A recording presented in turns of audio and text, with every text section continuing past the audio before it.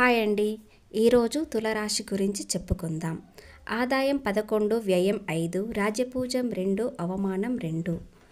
అయితే గోచారం గతులు చూస్తే అష్టమ స్థానంలో భాగ్యగురుడు సంచరిస్తున్నాడు. షష్టమ స్థానంలో శని సంచరిస్తున్నాడు. ముందుగా మన ఛానల్ని లైక్ చేయండి, షేర్ చేయండి, సబ్స్క్రైబ్ చేసుకోండి. మే నుండి ఆర్థిక ఇబ్బందులు తొలగిపోతాయి. కుటుంబ సభ్యులతో పుణ్యక్షేత్రాలు దర్శనాలు చేసుకుంటారు.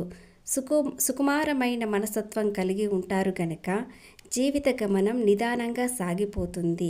ఉద్యోగంలో ఉన్నవారికి ఏప్రిల్ 16 నుండి మే నెలలో ప్రమోషన్ వచ్చే అవకాశాలు ఉన్నాయి లేదా బాధ్యతలు పెరుగుతాయి.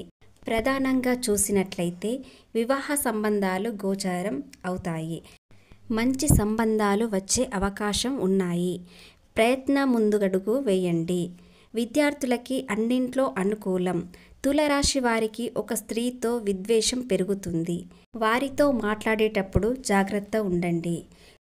తులరాశి వారికి సంతానంతో విభేదాలు, వాహనాలపై వెళ్ళేటప్పుడు కొంత ప్రమాదాలు జరుగుతాయి. కావున సంకష్ట చతుర్థి రోజున లేదా బుధవారం రోజున వినాయకునికి గరికతో పాటు నెయ్యి దీపం పెట్టండి.